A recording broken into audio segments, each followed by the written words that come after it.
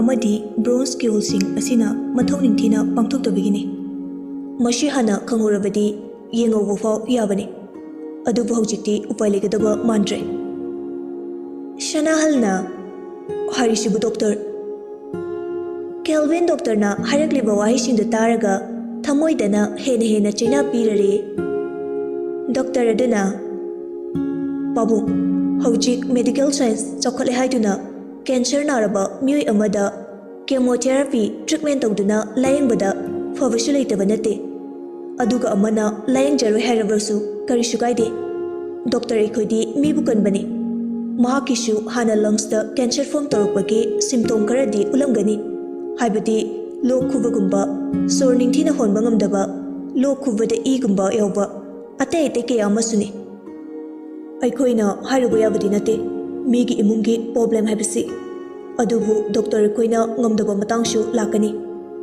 first stage fawbadi aikhoina makhal makha kayagi laying chathaduna patient singbu cure tawba ngamgani adubu large stage dadi kananasu karisu haiba ngamde shanahalna doctor imogishi doctor atopada refer tawbiba yagadra hoi babung kaisu kaide babung hoi sir hoina pukning jamjanaba tawbudi kaisu kaide adubu kanaba ifung phangadabadi mande Kelvin na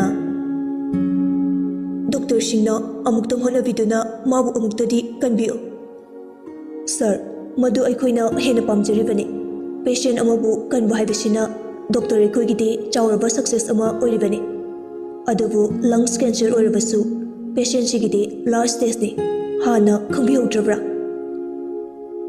Kelvin doctor na hairakliba wahisingdu targa tu chungkiba khangaude milu ani dusu pirangtana thanduna thamoida mikhubibu waraujari sanahalna doctor ekhoi hana khangjahodre hana khanglamlabadi thangdoksisu thoklamoi babung haujikidi babungi imaudo puthoraklani aduga sir amana patient sigi mamangdadi awaba matau utpigano hana kum harau tayamna loinabiyo Kelvin di tumina tari khumbasu khumde mahaki chimbaldagi wahi ama fauba thoraktraba male sanahalna doctor adudi aikhoimu hoi babung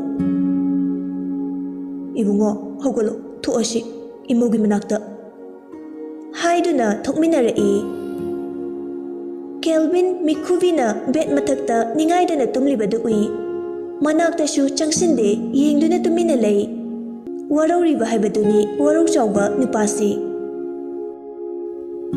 karigishu warauroi waraufamsu toi magini haibada kanasu leitraba matamda Kelvin natana kanasu magini haiduna lepikiba natte warauri haujiksu Kelvin na mikhubibu thamoida awaba michak matungda loshinduna thangjabagi chairi machindusu mahakna suijabani aigi iralni aina aigi poshak amabu mamalaite khaluba masagi maralni masana yajai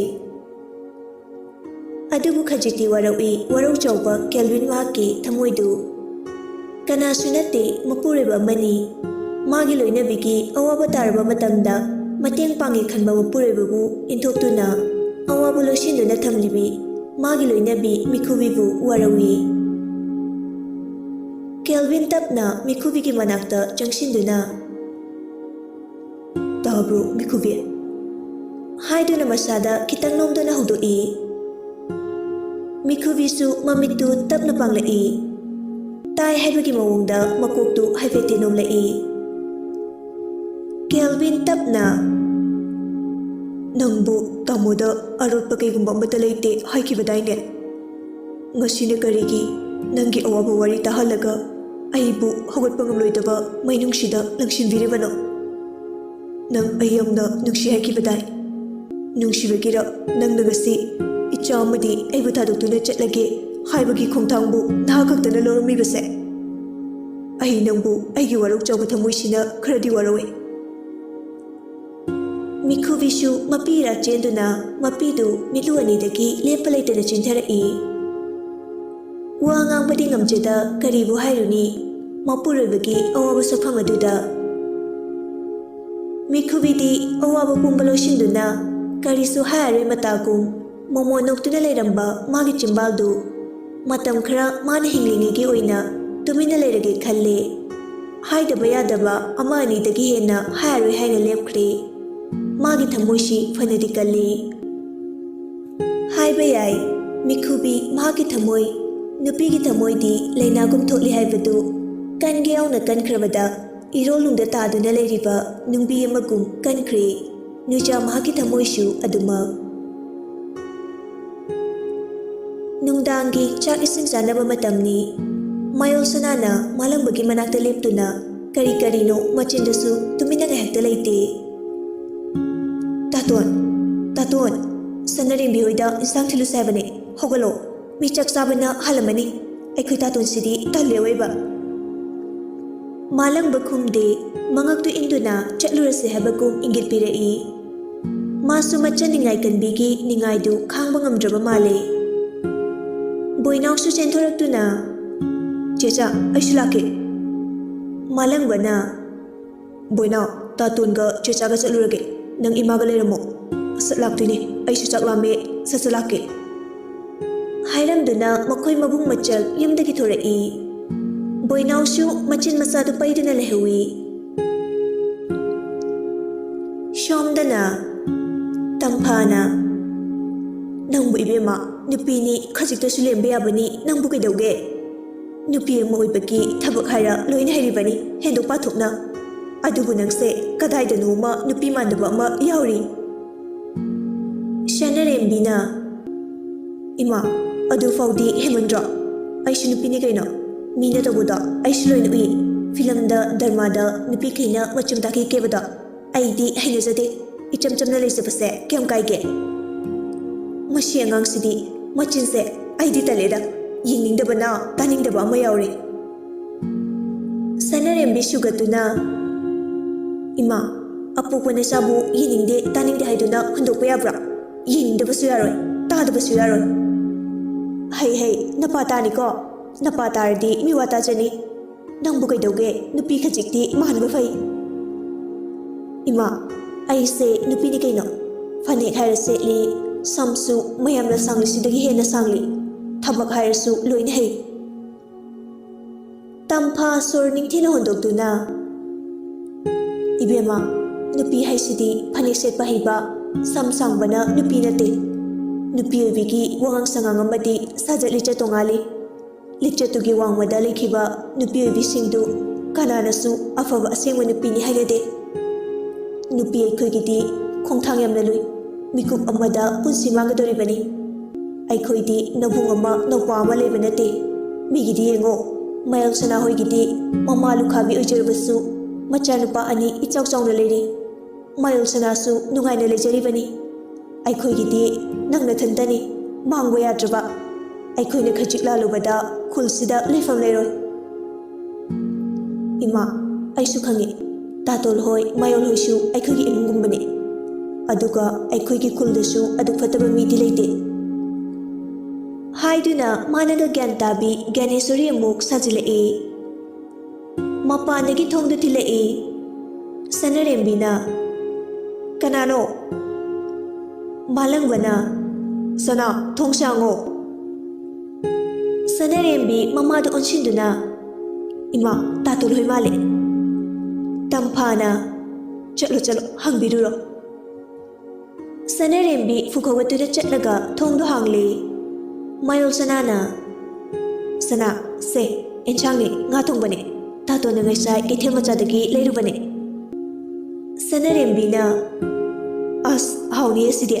ꯑꯗꯣ ꯑꯩꯈꯣꯏꯗꯤ ꯏꯔꯣꯜꯂꯦ. ꯃꯥꯂꯪꯕꯅ ꯐꯔꯦ ꯏꯔꯣꯟꯕꯗꯨꯒ ꯆꯥꯖꯔꯣ. ꯑꯩꯈꯣꯏꯁꯨ ꯂꯣꯜꯍꯧꯋꯦ. ꯅꯣꯏꯁꯨ ꯆꯥꯍꯧꯔꯣ ꯏꯅꯦꯈꯣꯏ ꯃꯥꯃꯈꯣꯏꯒ. ꯑꯩꯈꯣꯏꯁꯨ ꯆꯠꯂꯒꯦ. ꯁꯅꯔꯦꯝꯕꯤ ꯃꯣꯃꯣꯟꯒ ꯅꯣꯛꯇꯨꯅ ꯍꯣꯏ ꯇꯥꯇꯣꯟ ꯍꯥꯎꯅ ꯆꯥꯎꯔꯒꯦ. ꯍꯣꯏ ꯆꯠꯂꯒꯦꯀꯣ ꯑꯗꯨꯗꯤ ꯐꯖꯅ ꯂꯩꯌꯨ. ꯍꯌꯦꯡ ꯃꯊꯪꯗꯤ ꯀꯣꯏꯕ ꯄꯨꯗꯣꯏꯅꯦ ꯑꯩꯈꯣꯏ ꯃꯥꯌꯣꯜꯒ. ꯅꯪꯁꯨ ꯆꯠꯇꯧꯅꯦ. ꯍꯥꯏꯗꯨꯅ ꯃꯥꯂꯪꯕꯒꯤ ꯃꯔꯧ ꯂꯩꯕ ꯌꯥꯇꯣꯟ ꯈꯖꯤꯛ ꯎꯕ ꯈꯨꯅꯣꯛꯇꯨ ꯅꯣꯛꯂꯛꯏ. ꯁꯅꯔꯦꯝꯕꯤ ꯍꯔꯥꯎꯅ ꯑꯁꯦꯡꯕꯩꯔꯣ ꯇꯥꯇꯣꯟ? ꯃꯥꯌꯣꯜ ꯁꯅꯥꯅ ꯍꯦꯔꯥ ꯑꯉꯥꯎꯕꯤ ꯑꯩꯈꯣꯏ ꯇꯥꯇꯣꯟꯅꯒ ꯐꯥꯒꯤ ꯇꯧꯒꯗ꯭ꯔꯥ? Ado ai chak lami chatlage. Hoi chatlo. Taton ai sumle horeko. Malang baga mayol sanaga su chatkre. Thamoida awaba mahakna asum leiduna leirabada karamba miyoina pukning wakal chakthokna leiba ngamgani. Hainaba lei awaba ko wa mahak leirambagi nungaiba masna khangbani. Khambanba yaudraba nuksibadi karibu kanagani. Thamoy makhakna nuksiraga nuksinabani haigadra. Wakal wana waraga nukningluba faugadra. Oithokte oithoktabani miyoiba khudi. Adubu tambiramle nungdamba mahakna Kelvin ki mafamdashu awabagi sharu. Kelvin su nuksiraba machabu yengadra natraga magi thawaina famumda ashiba amagum yataduna leiribadu yengadra. Anima mahaki mafamdadi mamal yamlaba thawai ngaktani. Adubu mahak warauba asabu gumba kauthoktuna mikhubigi manakta changlai. Kelvin tapna Mikhubi nangbu kai chaninge tamoda chaningba amadi hayudana foreign office tagi halapada ai lerakeba. Mikhubi hospital gi bed matakta oxygen cell haptuna leiribani madu khaji lokthokna bahotne. Kelvin na se lokto hairo. Mikhubi shu makokdu tapna nomlai. Kelvin na oxygen cell du lokthokpiraga masu tapna magi stool du da famte.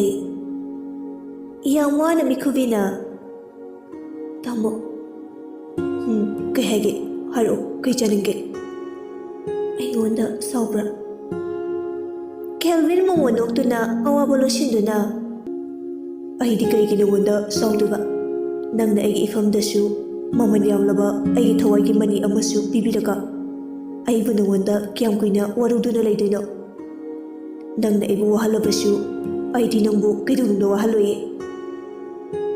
Mikhubi mapira chenduna tamo ai khangdaba nati ai ngonda warawi haiba mamangdasu khangi tamo na tunda ai bu warurakani haibasu adubu ichilsinadi tamo da fongdokpa ngamjade. Tamo gi minungsi chawba pukchele pamatona ai gi ichilsina wai ama fawba haiba ngamjadi tamo haiduna hik kappi. Kelvin na themjinbi angau visidi kai kapino kapkanise ima khoi angang khoisu yumda ningthina leramkani baba ga ni nega su laani makhoi uradi aina namfuba triba malani.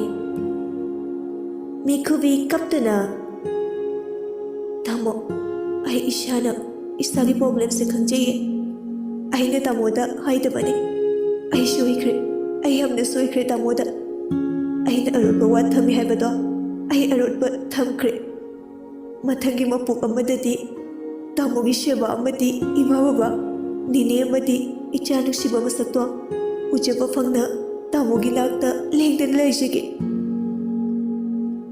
Kelvin phagi tawduna nangbu aigi amadi ichagi nakta leitrodi kadaida leiduba aina su nangbu sujat chalhalo aduga nangna mathang mapu amagaina nine hoila adi aina nangbu cheiba malani tose nasadu warni potharo. Haiduna Mikhubi bu namduna mapi daithokpiduna awaba kaunaba haiduna tumhannaba thembiri. Mikhubi shu tapna tumthakre. Kelvin shu tapna hogatuna hospital gi top floor da karaktuna nungsagi yaklaba maisa aduda karisu na chungdana famli. Milu anidasu khamba yadana pirang masu maning tamna tari. Machindasu murum soli. Nangbu aina handaki maposhimagidi kanba ngamloidori. Mikhubi nang tamobu warorangani khangi nangbu ashiba magi khyatagi kanbide haiduna adubu aigi upai leitre. Karigi mahakna thamoi kanbi amagum awaba mayam asi losinduna ai amadi imungi khalamribano. Nangna sagi khalamlabadi asuk waribase waramloiko. Nang thamoi kambali Mikhubi ngasi fawba nang nasagi nuksiraba masak yengi haidriba nang nasabu uraga hena awaba maichak haplani khanbra ai nangbu kanba ngamgani haibadi thajadre. Mikhubi nang tamobu warauduna adumak chatlani ko ꯃꯇꯝꯗ ꯃꯥꯒꯤ ꯀꯥꯗ ꯏꯁꯧ ꯇꯧꯗꯨꯅ ꯑꯕꯤꯖꯤꯠ ꯂꯩꯔꯤ꯫ ꯃꯥꯅ ꯉꯥꯡꯕ ꯈꯛꯇꯅꯤ ꯇꯥꯔꯤꯕꯁꯤ, ꯀꯅꯥꯅꯁꯨ ꯋꯥ ꯉꯥꯡꯂꯛꯇꯦ, ꯃꯇꯣꯝꯇꯅꯤ꯫ ꯑꯩꯅ ꯑꯁꯨꯛ ꯀꯨꯏꯅ ꯌꯨꯝꯁꯤꯗ ꯁꯨꯇꯤ ꯐꯪꯕꯒꯤ ꯂꯩꯕꯁꯤꯗ ꯅꯣꯡꯃꯇ ꯏꯕꯨꯡꯉꯣ ꯅꯪꯒꯤ ꯆꯥꯛꯇꯨ ꯏꯃꯥ ꯊꯣꯡꯕꯤꯔꯒꯦ ꯀꯥꯏꯅꯒ ꯅꯣꯡꯃꯇꯁꯨ ꯍꯥꯏꯌꯨꯗꯅ, ꯊꯣꯡꯕꯤꯗ꯭ꯔꯃꯛꯁꯨ ꯊꯃꯣꯏꯁꯦ ꯄꯦꯟꯒꯦꯕ꯫ ꯑꯩꯕꯨ ꯑꯁꯨꯝ ꯂꯣꯏꯔꯗ꯭ꯔꯥ ꯈꯪꯗꯦ ꯄꯨꯟꯁꯤꯁꯦ꯫ ꯑꯕꯤꯖꯤꯠ, ꯅꯪꯒꯤ ꯂꯥꯏꯕꯛꯁꯤꯗꯤꯀꯣ ꯅꯨꯡꯗꯨꯝ ꯑꯃ ꯄꯥꯏꯔꯒ ꯊꯣꯝꯂꯒ ꯏ ꯑꯣꯔꯣ ꯇꯥꯔꯁꯨ ꯄꯦꯜꯂꯔꯣꯏꯕ꯫ ꯏꯆꯟꯅꯦꯅ ꯇꯧꯔꯤꯁꯤꯅ ꯆꯞ ꯃꯥꯟꯅꯩ, ꯀꯔꯤꯝꯇ ꯅꯆꯨꯡꯗꯦ, ꯏꯃꯥꯒ ꯆꯞ ꯍꯦꯛ ꯃꯥꯟꯅꯔꯗꯅ꯫ ꯑꯩ ꯈꯜꯂꯨꯔꯒ ꯈꯣꯏꯗꯧꯁꯦ ꯁꯧꯒꯠꯄ ꯍꯦꯜꯂꯦꯕ꯫ ꯍꯟꯗꯛꯇꯤ ꯑꯐꯪꯕ ꯑꯃ ꯍꯦꯛꯇ ꯐꯥꯔꯅꯤ, ꯀꯩꯗꯧꯖꯔꯨꯅꯦꯒꯦ꯫ ꯃꯨꯔꯨꯝ ꯁꯨꯝ ꯁꯣꯜꯂꯤꯕꯗꯨ ꯎꯕꯗ ꯃꯄꯥ ꯀꯨꯂꯅ, ꯑꯩꯃꯥ, ꯆꯥꯛꯁꯦ ꯉꯁꯤꯁꯨ ꯅꯪꯅ ꯑꯗꯨꯃꯛ ꯍꯣꯠꯅꯔꯕ꯭ꯔꯥ? ꯅꯃꯥꯈꯣꯏ ꯅꯆꯟꯈꯣꯏꯅ ꯀꯗꯥꯏꯗ ꯂꯩꯈ꯭ꯔꯦ? ꯑꯕꯤꯖꯤꯠ ꯁꯥꯎꯔꯞꯅ, ꯈꯪꯗꯦ ꯄꯥꯕꯨꯡ, ꯀꯗꯥꯏꯗ ꯂꯩꯈ꯭ꯔꯕꯅꯣ? ꯑꯩꯁꯨ ꯊꯕꯛ ꯆꯠꯀꯗꯕ ꯂꯩ, ꯑꯗꯨꯅ ꯆꯥꯛꯁꯤ ꯆꯥꯁꯤꯔꯥ ꯑꯩꯈꯣꯏꯅꯦ?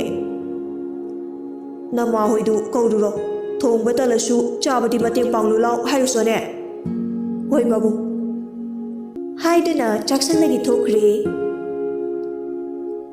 ꯉꯥꯏꯍꯥꯛꯀꯤ ꯃꯇꯨꯡꯗ ꯑꯕꯤꯖꯤꯠ ꯍꯣꯏꯁꯨ ꯆꯥꯛ ꯆꯥꯕ ꯇꯣꯛꯂꯗꯨꯅ ꯑꯕꯤꯖꯤꯠ ꯀꯦꯜꯚꯤꯟꯒ ꯋꯥꯔꯤ ꯁꯥꯟꯅꯒꯦ ꯍꯥꯏꯗꯨꯅ ꯀꯣꯜ ꯇꯧꯏ꯫ ꯀꯦꯜꯚꯤꯟ ꯁꯣꯝꯗ ꯎꯪꯗꯨꯅ ꯂꯩꯔꯤꯕꯗꯨ ꯀꯣꯜ ꯂꯥꯛꯄꯗ ꯒ꯭ꯌꯥꯟ ꯇꯥꯔꯛꯏ, ꯑꯗꯨꯒ ꯀꯣꯜꯗꯨ ꯔꯤꯁꯤꯞ ꯇꯧꯏ꯫ ꯍꯜꯂꯣ ꯚꯥꯏ ꯑꯕꯤꯖꯤꯠ꯫ ꯍꯥꯎ, ꯀꯪꯒ꯭ꯔꯦꯆꯨꯂꯦꯁꯟ ꯚꯥꯏ, ꯃꯁꯛ ꯃꯇꯧ ꯐꯖꯕ ꯏꯆꯥꯅꯨꯄꯥ ꯑꯃ ꯐꯪꯉꯦ ꯍꯥꯏꯅꯦ ꯏꯃꯥꯅ꯫ ꯐꯪꯉꯦ꯫ ꯇꯞꯅ ꯍꯥꯏꯔꯛꯄꯅꯤ꯫ ꯀꯩꯗꯧꯔꯦ, ꯅꯪ ꯍꯔꯥꯎꯕꯒꯤ ꯃꯃꯤ ꯇꯥꯗ꯭ꯔꯤꯁꯤꯕꯣ? ꯀꯩꯗꯧꯔꯒꯦ? ꯅꯠꯇ꯭ꯔꯒ ꯅꯣꯏ ꯁꯥꯏꯅꯒ ꯑꯉꯥꯡꯒ ꯄꯥꯝꯃꯟꯗ꯭ꯔꯕ ꯍꯥꯏꯋꯥꯅꯦ? ꯅꯣꯛꯇꯨꯅ ꯐꯥꯒꯤ ꯑꯣꯏꯅ ꯍꯥꯏꯔꯛꯄꯅꯤ꯫ ꯀꯦꯜꯚꯤꯟ ꯃꯈꯣꯟ ꯈꯖꯤꯛꯇꯤ ꯑꯣꯜꯂꯕꯅꯤ, ꯑꯗꯨꯕꯨ ꯈꯨꯝꯂꯛꯏ, ꯚꯥꯏ, ꯑꯩ ꯀꯩ ꯍꯥꯏꯒꯗꯕꯅꯣ ꯈꯪꯗ꯭ꯔꯦ꯫ ꯄꯨꯟꯁꯤꯗ ꯑꯁꯨꯛ ꯋꯥꯕ ꯆꯩꯅꯥ ꯑꯃ ꯐꯪꯒꯅꯤ ꯍꯥꯏꯕ ꯊꯥꯖꯗ꯭ꯔꯦ꯫ ꯑꯩ ꯍꯧꯖꯤꯛ ꯍꯔꯥꯎꯐꯝ ꯈꯪꯗ꯭ꯔꯦ꯫ ꯀꯩꯗꯧꯔꯒꯦ ꯍꯥꯏꯌꯣ ꯚꯥꯏ, ꯅꯠꯇꯦ ꯅꯪ ꯀꯥꯏꯗ ꯂꯩꯒꯦ ꯍꯧꯖꯤꯛ? ꯚꯥꯏ, ꯍꯣꯁꯄꯤꯇꯥꯜꯗ ꯂꯩ, ꯗꯤꯁꯆꯥꯔꯖ ꯇꯧꯗ꯭ꯔꯤꯌꯦ꯫ ꯀꯩꯅꯣ ꯅꯪ ꯍꯥꯏꯗꯨꯕꯣ? ꯉꯁꯥꯏ ꯃꯥꯅꯗꯤ ꯌꯨꯝꯗ ꯂꯩꯔꯦ ꯍꯥꯏꯅ꯫ ꯚꯥꯏ, ꯅꯪ ꯁꯪꯂꯗꯤ ꯑꯦꯗꯚꯥꯟꯁ ꯍꯣꯁꯄꯤꯇꯥꯜꯗ ꯉꯥꯏꯍꯥꯛꯇ ꯂꯥꯛꯑꯣ, ꯋꯥꯔꯤ ꯄꯨꯝꯕ ꯂꯤꯔꯒꯦ꯫ ꯍꯣꯏ, ꯑꯩꯁꯨ ꯅꯣꯏꯗ ꯂꯥꯛꯀꯦ ꯈꯜꯂꯝꯕꯅꯦ, ꯍꯣꯁꯄꯤꯇꯥꯜꯗ ꯑꯣꯏꯅ ꯂꯥꯛꯑꯒꯦ꯫ ꯍꯣꯏ꯫ ꯐꯣꯟꯁꯨ ꯊꯝꯅꯈ꯭ꯔꯦ꯫ ꯑꯕꯤꯖꯤꯠ ꯋꯥꯈꯜꯗꯁꯨ ꯈꯜꯂꯤꯕꯅꯤ, ꯀꯔꯤꯒꯤꯅꯣ ꯀꯦꯜꯚꯤꯟꯅ ꯑꯁꯨꯝꯅ ꯂꯩꯔꯤꯕꯁꯤ? ꯀꯩꯒꯨꯝꯕ ꯈꯔꯗꯤ ꯂꯩꯔꯦ ꯈꯜꯂꯤ꯫ ꯑꯕꯤꯖꯤꯠ ꯍꯣꯕꯦ ꯂꯣꯏꯁꯤꯟꯗꯨꯅ ꯊꯣꯛꯂꯛꯂꯒ ꯃꯃꯥꯕꯨ ꯀꯧꯏ꯫ ꯏꯃꯥ, ꯏꯃꯥꯎ, ꯀꯥꯏ ꯂꯩꯒꯦ? ꯂꯩꯃꯁꯨ ꯇꯥꯔꯗꯨꯅ, ꯑꯔꯤꯕ ꯀꯥꯏ ꯆꯠꯇꯧꯔꯤ ꯀꯨꯏꯀꯧ ꯀꯧꯔꯤꯁꯦ? ꯈꯣꯟꯗꯥ ꯐꯥꯎꯗꯤ ꯄꯦꯜꯂꯦ꯫ ꯏꯃꯥ, ꯑꯩꯗꯣ ꯀꯦꯜꯚꯤꯟ ꯍꯣꯏꯗ ꯆꯠꯂꯨꯒꯦ ꯇꯧꯅꯦ, ꯃꯥꯗꯤ ꯍꯣꯁꯄꯤꯇꯥꯜꯗ ꯂꯩꯔꯤ ꯍꯥꯏꯌꯦ, ꯑꯗꯨꯅ ꯍꯣꯁꯄꯤꯇꯥꯜꯗ ꯑꯣꯏꯅ ꯆꯠꯂꯨꯔꯒꯦ꯫ ꯀꯩꯗꯧꯕ ꯌꯥꯎꯔꯖꯥꯠꯅꯣ ꯃꯥꯅ ꯍꯣꯁꯄꯤꯇꯥꯜꯗ ꯂꯩ ꯍꯥꯏꯗꯨꯅ? ꯑꯉꯥꯡꯗꯨꯕꯨ ꯄꯨꯊꯔꯛꯇ꯭ꯔꯤꯕ ꯖꯥꯠꯂꯥ? ꯈꯪꯗꯦꯁꯦ, ꯌꯥꯔꯦ, ꯃꯅꯝ ꯅꯝꯕꯤꯔꯣ, ꯆꯠꯂꯨꯈꯤꯒꯦ꯫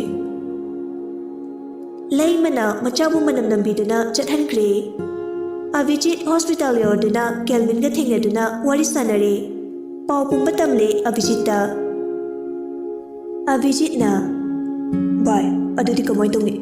ꯍꯧꯖꯤꯛꯇꯤ ꯃꯄꯥꯟꯗ ꯄꯨꯅꯕ ꯇꯧꯁꯤꯔꯥ? ꯑꯉꯥꯡꯗꯤ ꯀꯩꯁꯨ ꯊꯣꯏꯗꯣꯛꯄ ꯇꯧꯗꯕ꯭ꯔꯥ? ꯑꯉꯥꯡꯗꯤ ꯀꯩꯁꯨ ꯊꯣꯏꯗꯣꯛꯄ ꯇꯧꯗꯦ ꯚꯥꯏ, ꯃꯤꯈꯨꯕꯤꯁꯦ ꯑꯩꯈꯣꯏꯒꯤ ꯏꯔꯛꯇ ꯀꯌꯥꯝ ꯀꯨꯏꯅ ꯂꯩꯒꯅꯤ ꯍꯥꯏꯕ ꯑꯩ ꯈꯪꯗꯦ꯫ ꯀꯩꯁꯨ ꯈꯟꯒꯅꯨꯁꯦ, ꯂꯥꯏꯕꯛꯇ ꯇꯝꯕ ꯑꯃ ꯂꯩꯔꯝꯒꯅꯤ, ꯃꯗꯨꯗ ꯍꯦꯟꯅ ꯈꯟꯖꯤꯟꯒꯅꯨ꯫ ꯍꯧꯖꯤꯛꯇꯤ ꯗꯣꯛꯇꯔꯅ ꯄꯤꯕ ꯑꯦꯗꯚꯥꯏꯁꯀꯤ ꯃꯇꯨꯡ ꯏꯟꯅ ꯑꯩꯈꯣꯏꯒ ꯂꯥꯞꯅꯗꯅꯕ ꯁꯤꯟꯒꯗꯕꯅꯦ꯫ ꯚꯥꯏ, ꯋꯥ ꯑꯃꯅ ꯃꯤꯈꯨꯕꯤꯅ ꯃꯆꯥꯕꯨ ꯉꯁꯤ ꯐꯥꯎꯕ ꯌꯦꯡꯒꯦ ꯍꯥꯏꯕ ꯋꯥꯍꯩ ꯑꯁꯤ ꯍꯥꯏꯗ꯭ꯔꯤ꯫ ꯑꯩꯅ ꯍꯥꯏꯔꯨꯕꯗꯁꯨ ꯀꯔꯤꯁꯨ ꯈꯨꯝꯗꯦ꯫ ꯃꯥꯒꯤ ꯊꯃꯣꯏꯗꯤ ꯑꯉꯛꯄꯅꯤ, ꯃꯁꯥꯅ ꯌꯥꯅ ꯄꯨꯟꯁꯤ ꯑꯃꯕꯨ ꯀꯠꯊꯣꯛꯆꯔꯤ꯫ ꯑꯩꯅ ꯍꯥꯟꯅ ꯈꯪꯂꯝꯕ ꯊꯣꯛꯂꯕꯗꯤ ꯑꯁꯤ ꯌꯧꯅꯁꯨ ꯋꯥꯔꯝꯂꯣꯏꯀꯣ? ꯑꯕꯤꯖꯤꯠ ꯅꯨꯡꯉꯥꯏꯇꯅ, ꯅꯨꯄꯥ ꯃꯥꯟꯗꯕ ꯇꯧꯒꯅꯨ, ꯅꯪꯅ ꯑꯗꯨꯝꯅ ꯂꯩꯔꯗꯤ ꯏꯆꯜꯁꯤꯗꯤ ꯀꯔꯤ ꯑꯣꯏꯔꯝꯒꯅꯤ? ꯐꯠꯇꯕ ꯈꯟꯒꯅꯨ꯫ ꯑꯁꯨꯝꯅ ꯋꯥꯔꯤ ꯁꯥꯟꯅꯔꯤꯉꯩꯗ ꯅꯔꯁ ꯑꯃꯅ ꯀꯦꯜꯚꯤꯟꯕꯨ ꯀꯧꯔꯛꯏ꯫